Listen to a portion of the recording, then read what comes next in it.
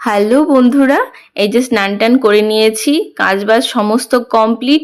এখন যাব ছেলেকে আনতে। বাবুর এখন 11টায় ছুটি হয়, সেই জন্য আর আগে থেকে না গিয়ে 10 মিনিট বাকি থাকে তখন কিন্তু আমি বের হই। তো দেখো সেরকমই রেডি হয়ে গেছি। এবার জানালা ফানালা দরজা ফরজা যা আটকানোর আটকিয়ে এবার কিন্তু বেরিয়ে যাব, কারণ সাইকেল নিয়ে যাব তো 10টা মিনিট সময় লাগে আর টাইম টু টাইম একদম পৌঁছে যাব। তো গেট ফেট বন্ধ করে একদম কিন্তু দেখো বেরিয়ে পড়েছি। এখন কিন্তু ধান পাকা শুরু হয়ে গেছে, ধান কাটাও কিন্তু শুরু হয়ে গেছে সবার।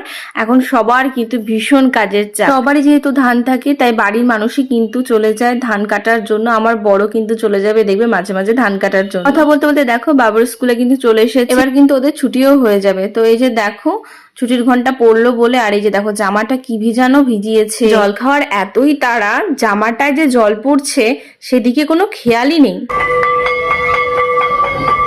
সব ক্লাসের বাচ্চাদের দেখো এবার লাইন পড়ে যাবে, যে যে গাড়িতে যাবে তাকে গাড়িতে তুলে দেবে। বলতে বলতে আমরা দেখো বাড়িতেও কিন্তু চলে এসেছি। আর বাড়িতে এসে ড্রেস চেঞ্জ করার নেই, কালার নিয়ে পড়েছে। এই কালারটা কালকে গিয়ে আবার নিয়ে এসেছে। কালারের প্রতি এত নেশা সেটা তোমাদেরকে বলে বোঝাতে পারবো না। ও ছোট থেকে কালারের প্রতি ভীষণ নেশা। একটু রেস্ট নিল, স্নান করানো হলো, তারপরে ভাত টাত খাইয়ে 1 ঘন্টা পরে ওকে দিচ্ছি তরমুজের রস। এখন দেখছি মৌসুমীর রসের পাশাপাশি ও কিন্তু তরমুজের রসটাও পছন্দ করছে, সেই জন্য আজকে ওকে তরমুজের রসটা দিলাম।